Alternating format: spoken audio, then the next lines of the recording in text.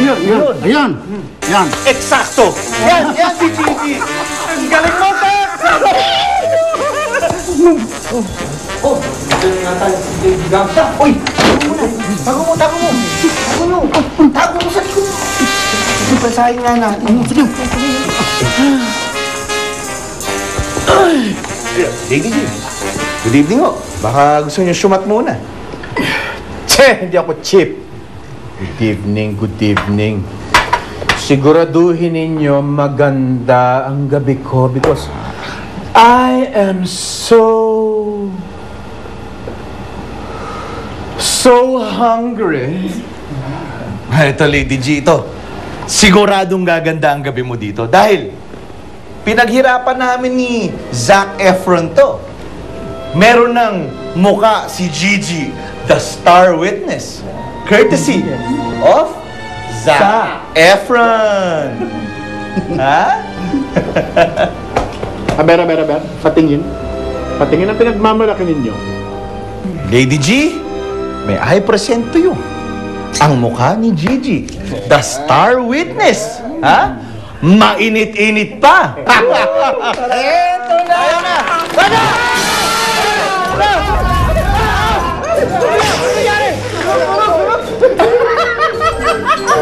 I like that. It's so funny.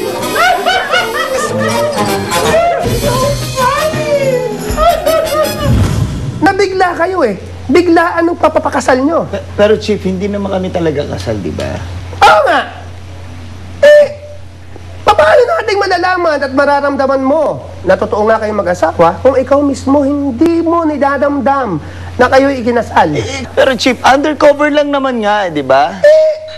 Dati, naging undercover ka bilang drug dealer. Yes. Ano Umakting ginawa ako mo? noon. Oo. Umakting ka na nakakabilib at kapanipaniwala. Opo. Anong naging resulta? Well, na-awardan ako doon, Chief. At nahuli natin ang pinamalaking drug lord. Yes, Chief. Yeah. Nung minsan naman, naging undercover ka bilang callboy. Another award na naman ako doon. Tama! At ang ipinagtataka ko ng mga panahon na yon, matagal nang tapos ang operation, lumalabas pa rin kayo ng bading. Anyway, magtanggol. You know that the success of every operation depends on your ability to convince that you are really a very good undercover. Correct po, Hepe. Pagsabihan niyo tong lalaking to, hindi marunong umakting, hindi tumulad sa akin, hindi niyo na itatanong, nanalo ako ng best Shut up! Hindi kita tinatanong. I want you to convince me that you are really a real couple. That you are really Mr. and Mrs. Dindo Stephanie Jones. In fact, I want you to act like a real couple with a loving child and a loving home. Ano? Oh! And I want you to sleep in one room. Gusto ko makita na nagsasama kayo sa isang kwarto at nagmamahalan bilang mag-asawa. At paminsan-minsan, ay pupunta ako sa loob ng kwarto, sasama ako sa inyo para malaman ko kung tama ang ginagawa nyo bilang mag-asawang nakukulong.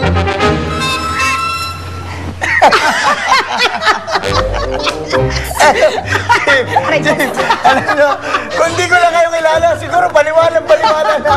Galing nyo. In fairness, Hepe, joker ka. Hindi ako nagbibiro!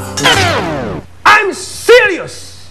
Dead serious as law-abiding citizens of a democratic country in this free world. You are truly bound to carry out the best of your abilities.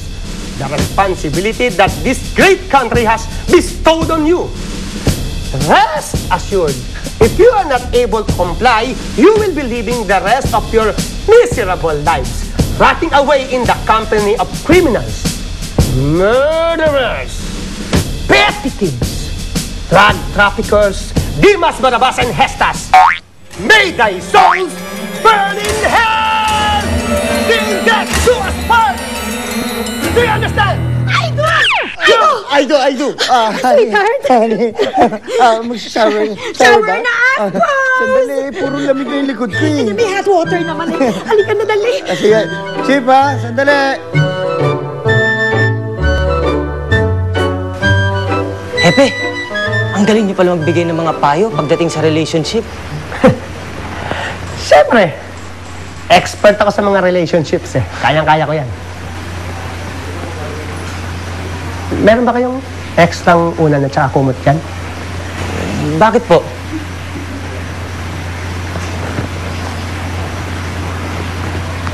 Nag-away kami ng asawa ko eh.